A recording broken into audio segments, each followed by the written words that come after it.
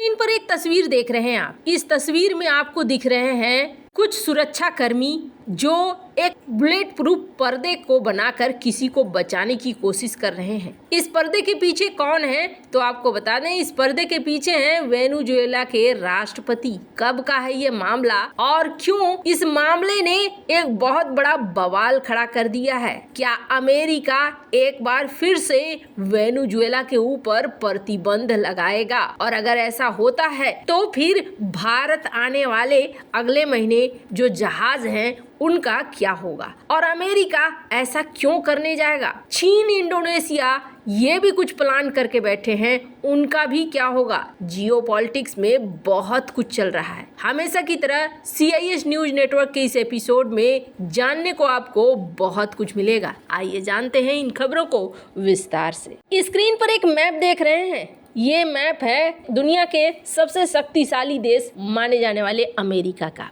America के पड़ोसी हैं मैक्सिको, अमेरिका के पड़ोसी है क्यूबा और अमेरिका का पड़ोसी है वेनेजुएला। इसके अलावे भी कई सारे पड़ोसी हैं। और ये जो क्षेत्र है ना, ये क्षेत्र पूरा मालामाल करने वाला क्षेत्र है, क्योंकि संजोग से अमेरिका के पड़ोसियों के पास तेल और खनिज का एक भरपूर खजाना है। अब इसमें से एक वेनेजुएला आज की डेट में बहुत ज्यादा चर्चा में है। वेनेजुएला और गुयाना की लड़ाई की वजह से तो जो चर्चा थी सो थी, लेकिन यहाँ पर बहुत सारे देश भी एक्टिव हो रहे हैं, त्रिनिदाद, टोबैगो और भी कई सारी चीजें। पर जो असली बखेड़ा खड़ा हुआ है वो असली बखेड़ा कल खड़ा हुआ है। दरअसल हुआ क्या है आपको बता दें, वेनेजुएला और अमेरिका के बीच दुश्मनी आज की नहीं है। ये जो दो पड़ोसी है जन्म जन्मांतर के एक दूसरे के दुश्मन रहे हैं। और वेनेजुएला ने हर बार ये आरोप लगाया है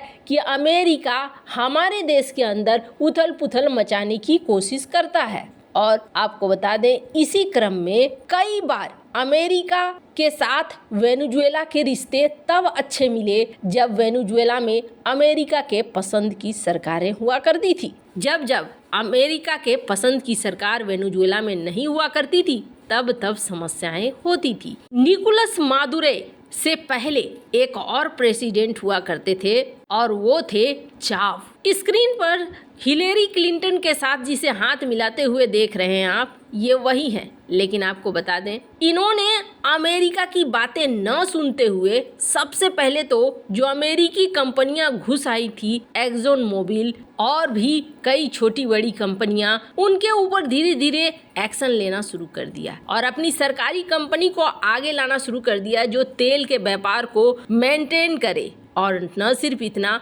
बल्कि इन्होंने क्यूबा के साथ भी रिश्ते अच्छे बनाने शुरू कर दिए। हालांकि इनकी मौत हो गई बीमारी की वजह से। और बाद में वेनेजुएला में सरकार आई मदुरो की भी अमेरिका से नहीं बनी और अमेरिका ने मदुरो के ऊपर प्रतिबंध लगा दिया, वेनेजुएला के ऊपर प्रतिबंध लगा दिया। स्थिति ऐसी हुई कि वेनेजुएला के अंदर महंगाई भी चरम पर पहुंच गई। हमने कई बार आपको कहा है कि यहाँ पर बोरे में भरकर पैसा ले जाकर छोटी छोटी थैलियों में सामान लाने तक की स्थिति हो गई। लेकिन अक्टूबर 2023 यहाँ पर अमेरिका को आखिरकार झुकना पड़ा और अमेरिका ने देखा कि तेल के दाम बढ़ रहे हैं। दुनिया में अगर तेल के दाम बढ़ेंगे तो अमेरिका के खिलाफ एक माहौल भी बनेगा और रूस को भी एक मौका मिलेगा। इसलिए अमेरिका ने वेनेजुएला के ऊपर प्रतिबंध तो हटाया, लेकिन एक समझौता करके, जिसे अक्टूबर 2023 में किया गया समझौता माना गया। इस समझौते में ये कहा गया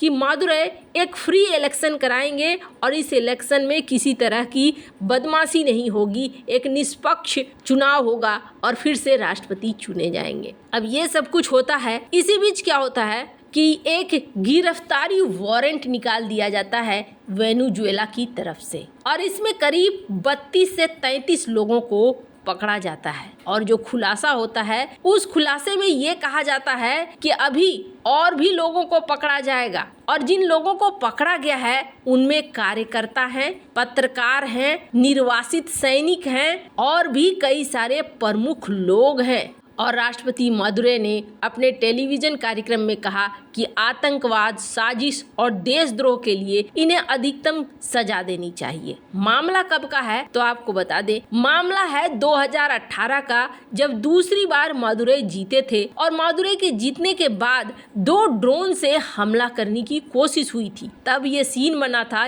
ये जो तस्वीर देख रहे हैं उन्हें बचाने का, और उसके बाद जांच शुरू हो गई थी।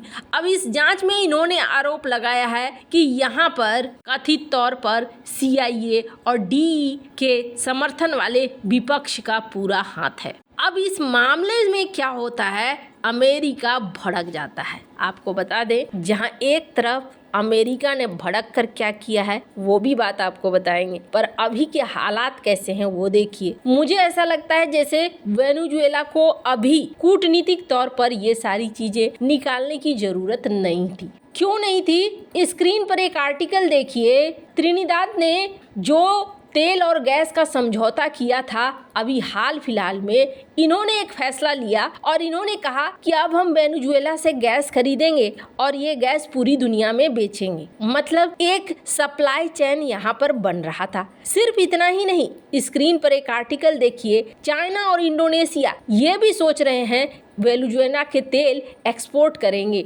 वेनेजुएला से तेल और गैस खरीदेंगे और फिर ये दुनिया भर के मार्केट में बेचेंगे। सिर्फ इतना ही नहीं, स्क्रीन पर एक और खबर देखिए, भारत भी यहाँ पीछे नहीं है। भारत की कंपनी पहले से ONGC विदेश वहाँ पे है और इसका 40% का स्टेक है। इन्होंने अब ये कहा कि $600 मिलियन का जो बकाया है तुम्हें देने की जरूरत नहीं है, तुम हमें तेल ही दे दो। और भारत भी कुछ ऐसा ही प्लान कर रहा है। फरवरी महीने से भारत को तेल मिलने भी शुरू हो रहे हैं। और सबसे अच्छी बात क्या है तो आपको बता दें, सबसे अच्छी बात यह है कि रूस की तरफ से हमें डिस्काउंट कथित तौर पर मात्र $2 का मिल रहा था। क्यों $2 का? क्योंकि अमेरिका ने रूस से खरीदना शुरू कर दिया तेल। और यहाँ वेनेजुएला $8 से $10 पर बैरल पर छूट देने को तैयार है और कहा जा रहा है कि फरवरी महीने से ये जहाज भारत पहुंचने शुरू होंगे, तेल का टैंकर वगैरह। तो ये भारत के लिए बहुत बढ़िया था। सिर्फ भारत के लिए ही नहीं,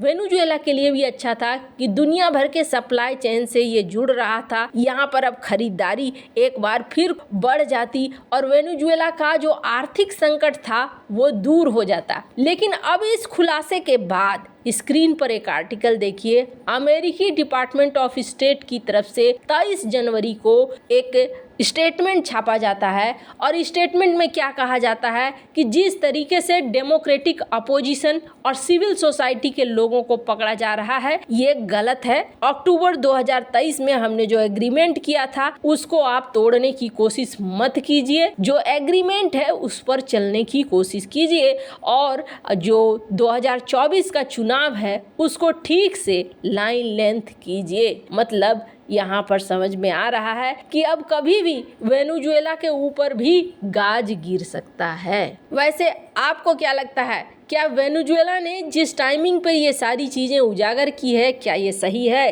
कमेंट कर अपनी राय जरूर बताएं। जल्द मिलते हैं अगले वीडियो में नई खबर के साथ।